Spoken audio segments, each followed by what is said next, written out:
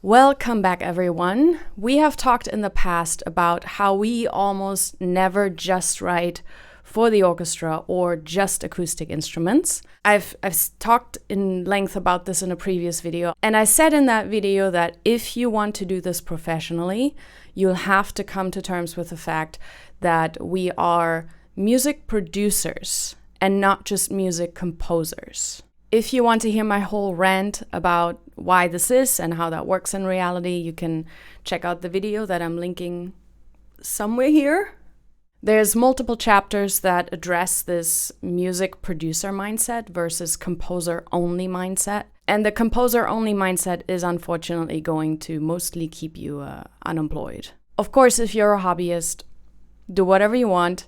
This is obviously from the perspective of a professional composer who does this for a living. If you have no intention of doing this for a living, then, there are no rules. Do whatever you like. But so in this video, I want to give you proper examples of how, when, and why we go beyond the orchestra, and how there really are no rules if you're in the digital world. Even in acoustic spaces, we've bent the rules by using specific recording methods that allow more of a producer mindset again, but that's also addressed in another video. The important thing is to realize that we do not make music for live performance. None of this has to work in a concert hall or any acoustic space whatsoever. You can just make shit up. Basically, 99% of film and game scores will never even be attempted to be performed in concert. So why try and restrict yourself and your creativity to something that it's not even meant for? And if against all odds a score is to be performed live, then it usually has to be rearranged heavily to actually work, because it's not how it was conceptualized. And that goes for almost any film composer. Any scores that you hear live in concert, any game scores, any film scores, a lot has to happen before those can be performed, because that's just not how they were made. There are some purists out there who claim that the best film scores are those that also work in the concert hall, and that's just made up nonsense, literally. Someone just had that opinion float around in their head, and they took their own taste as evidence when there is no evidence whatsoever to support this. It makes no sense to abide by rules that simply don't apply in the digital space. The only rule is, if it sounds good, it is good. That's all. So often I see comments under my videos or from students when I give guest lectures that say, "Oh, you can just do that?" To which I generally reply, who's stopping you? There's no composition or production police getting ready to arrest you for layering sounds that wouldn't layer in real life, or for using pop rock production techniques on the orchestra. Yes, you can just do that. Just try it out, and if it sounds good, it is good. That's all. Where you'd have to be very careful about placement, lineup, volume, and colors of the different instruments across their range in an acoustic space, you can be a little less restricted in the digital space, because you can control everything separately, move volume knobs, carve out frequencies, and make things work that otherwise wouldn't. If it supports the picture or game, it's fine. If your client is happy, it's good. No one else really needs to get a say other than the creatives in charge, and they usually know nothing about what we do in detail anyway. So they wouldn't even know if we did something out of the ordinary unless we specifically tell them. That being said, I also wouldn't dissuade anyone from learning those traditional rules and techniques, because they definitely come in handy on a daily basis. So definitely also learn that. Just have it in your back pocket. I need them all the time, and they make my life a lot easier. And the musicians' lives who have to perform that stuff. They know the difference, right? A musician kind of sees the difference between someone who knows how to write for acoustic instruments and ensembles and someone who doesn't. But the point is, don't be married to the rules. Don't let them restrict you and prevent you from reaching a full creative potential just because some purist somewhere shared their personal opinion as fact. There is no such thing as, a right or wrong opinion in art in general. There's no such thing as a good piece of art and a bad piece of art. Always remember, it's just someone's opinion. Even if they state it as if it's some universal truth, that doesn't mean it is. It just means they have a lot of confidence to say wrong shit on the internet. What we do is highly subjective. There's no such thing as a correct way of doing things. So please let go of that. Let go of that notion and just be creative, because you will need it. You will need it if you want to do this professionally. So long story short, I want to show you a couple of examples of where I went beyond the orchestra because the briefing required it. For example, in Metro Awakening, we had a few purely orchestral or acoustic cues, like Jana's theme.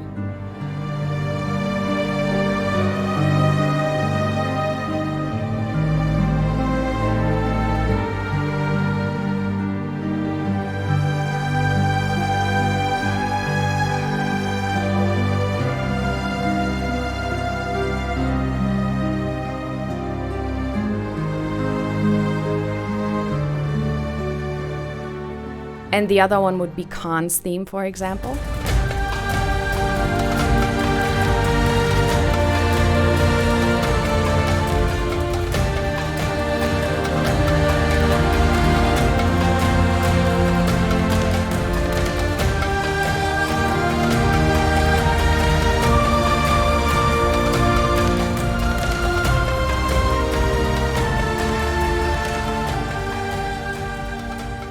Also the main theme.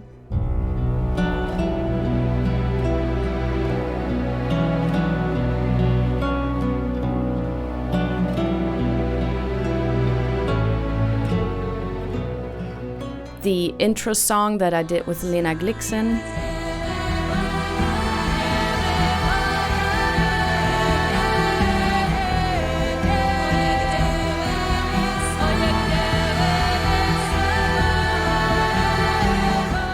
And so for this gig, I definitely needed that more classical skill set, of course. But the majority of the score is either heavily hybrid or entirely electronic. If we look here, for example, this is the singing pipes piece where you're hearing a Russian lullaby in the pipes and you have to lean your head against it and then follow the voices. This is the melody. I sang a part of it and also layered samples into it, but this is what it sounds like.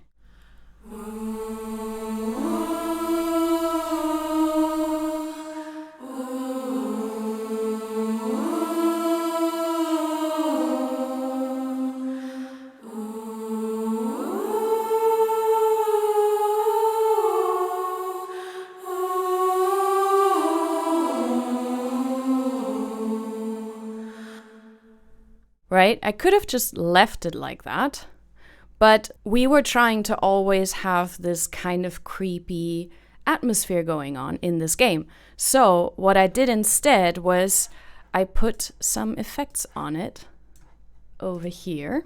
Let me turn them all on. It's all kinds of long reverbs and Echo Boy, Crystallizer, and Pancake, which is kind of a panning thing. A free one, I believe. And I did the same thing here. Same settings, of course, on the MIDI choir. And then I also put Valhalla Shimmer on it and on the live as well. And so then it sounds like this.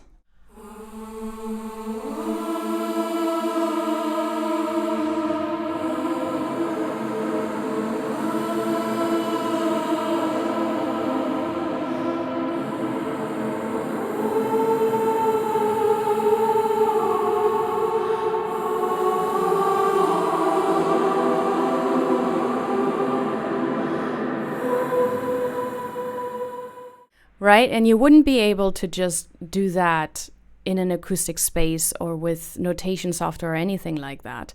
You wouldn't be able to get this particular chain of production. Looking at what I did here, Shimmer, of course, and Black Hole are both really long, spacey reverbs that I used. And then in Crystallizer, I used a chorus effect. And then in Pancake, you already saw that, I just used kind of a, left-right effect so that it moves around a little bit. And then I have 2 instances of Echo Boy. One is called Arena Bathroom that I modified a little bit, which is just a very large space. And then the other Echo Boy that I'm using is called Voices from Beyond, which kind of gives it these creepy duplicate voices that you're hearing, which is also just like, echoes from the tunnels, which kind of made sense to me. But you wouldn't get the sound otherwise. And I think people underestimate just how much processing goes into these things. And then something else that you're hearing in here is the music box. Now, without processing, the music box would sound like so.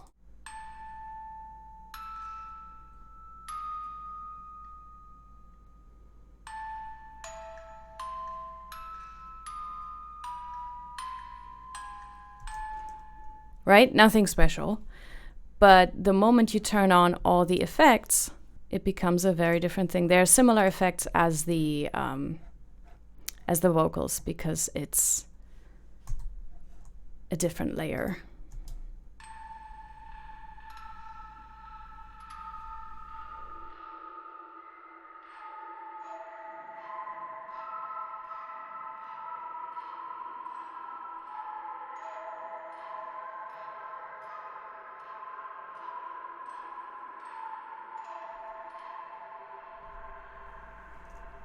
Right? You have the same thing again with all the echoing and the creepiness to it. Again, not something that you could create in an acoustic space. That's just not how that works. Now, is there also regular stuff in here? Of course, there's these regular strings. They sound like this.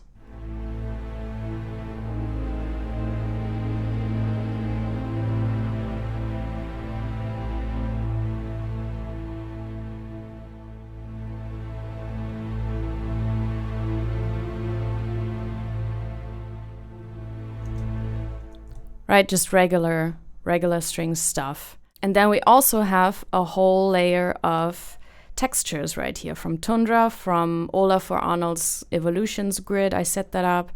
Then the Misfit Fiddle, Time Macro from Orchestral Tools, Spectres from, where was that from? Slate and Ash, Lores from Native Instruments, and Folklorica Sea Cow from Lucy Treacher or Lucy Treacher. I still don't know how to say her name, but go buy those samples. They're amazing. The sea cow patch is actually, it sounds a little bit like a theremin, which I thought was really fitting for this. But that's what these would sound like. And I'm also going to turn on the synthesizer so you can hear kind of the non-orchestral stuff in here together.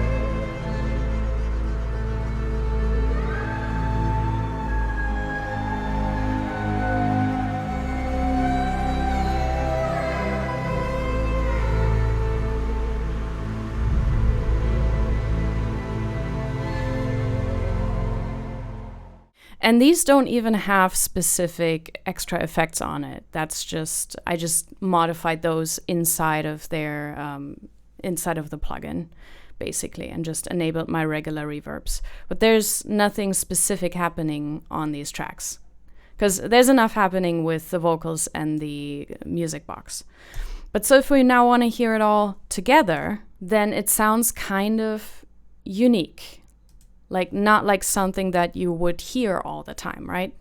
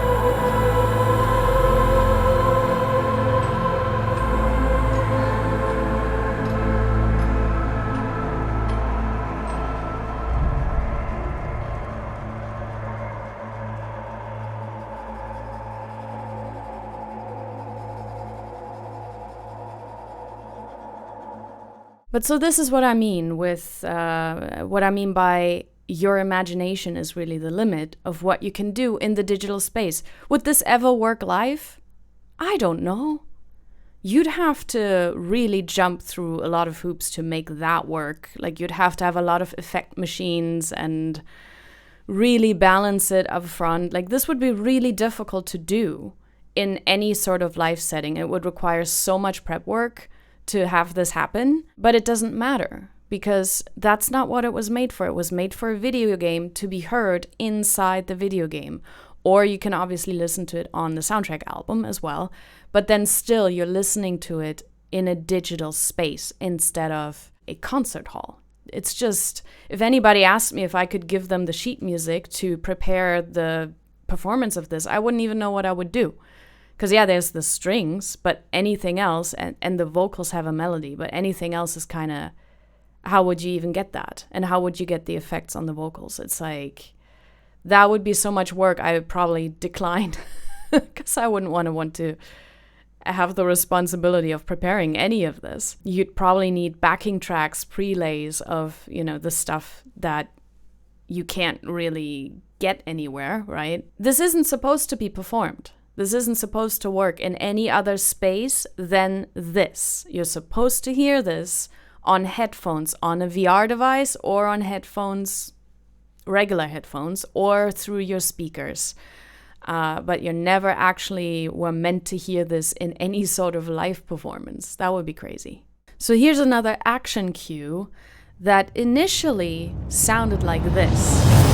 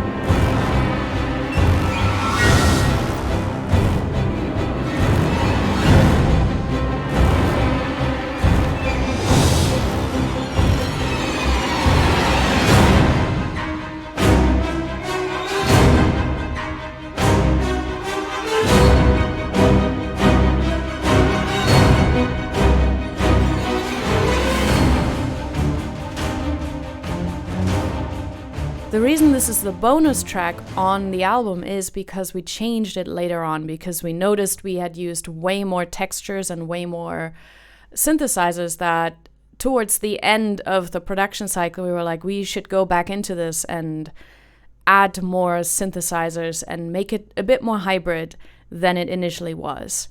By the way, Project Sam Pandora really saved me here, because the briefing was to do something like atonal action horror, kind of like Dead Space. And I looked up how that was made, and, you know, they made custom samples and everything, which we didn't have time for. So Pandora was really the one that came closest to that, and it really, really helped me out. But so as far as just orchestra goes, this is really kind of what's in there.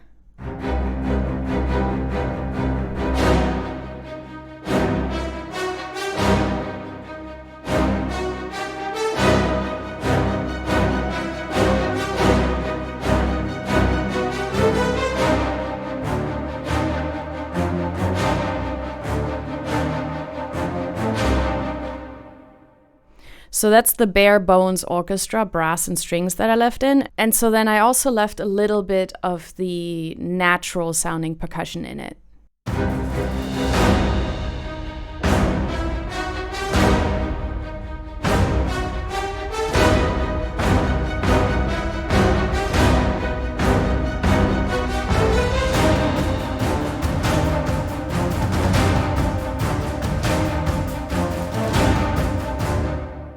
You can see it's a bit carved out, but that's because I added so many synthesizers. So as far as synths go, this is what I added.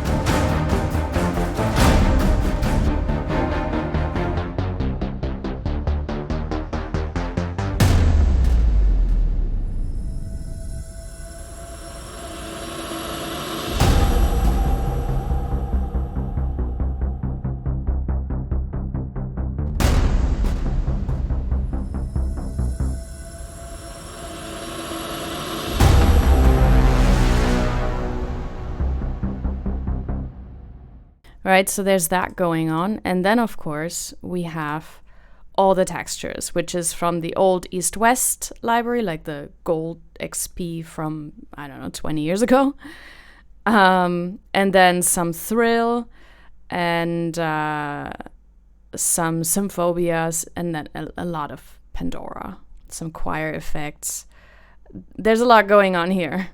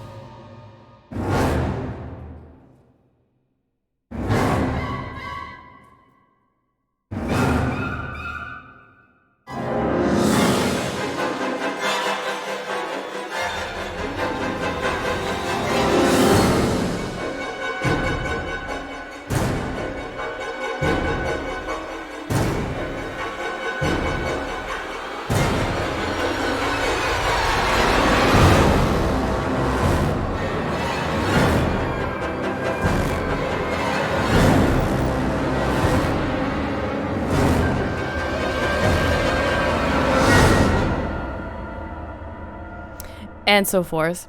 The nice thing about Pandora is that you can, most of the patches, you can tempo sync. So you can actually write with that library instead of just kind of having pre-made things that you kind of have to fit into things. But so, this is again one of those, yes, there's a little bit of regular orchestra and regular percussion going on. But for the most part, this is effect libraries and synthesizers. Like together, just the effects and the synths are like this.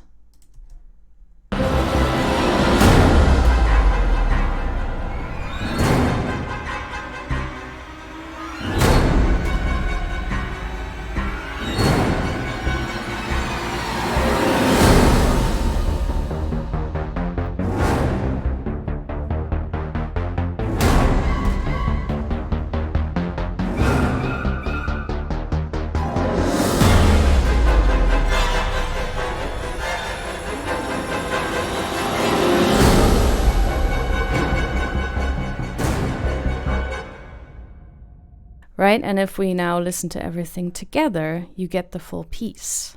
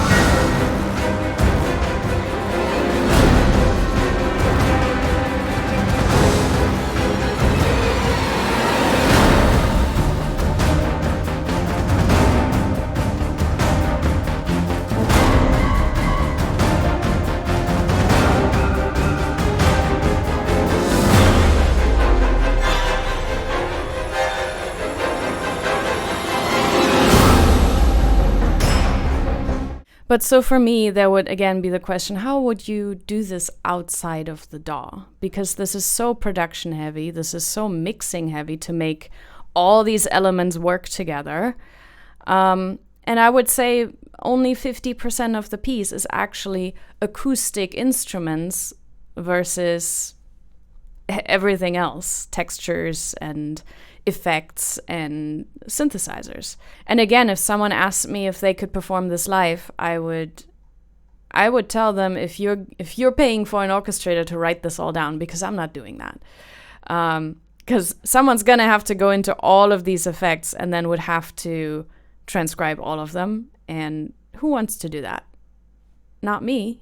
And then once again, you would also have the issue of how are you going to get the synthesizers in there? Like, it would have to be pre-records. Like, you'd have to play playback, basically, if you're not going to do all that live. So, but again, it doesn't matter because it was never meant to be performed. If anybody wants to, be my guest, but I'm not going to be notating this. So y'all can do that yourselves. But this is also where it's so important that you have some knowledge of these other things, because I had to add them, a lot of them, because that was the feedback, because we did so much synth stuff and so many textures throughout the score that after 1 year of production, we were like, we have to go back into this earlier piece that we did and make it sound more like the rest of the soundtrack. So this can happen too, that initially you're working mostly on orchestral stuff, and then later on in the process, you're sent back into a piece basically being like, we're going to have to make this more synthetic. Now I'm going to go ahead and just show you some other cues from this and also from Woodwalkers, just so you can hear the A-B between just orchestra and the hybrid production. I'm going to show on screen what I did, what I used.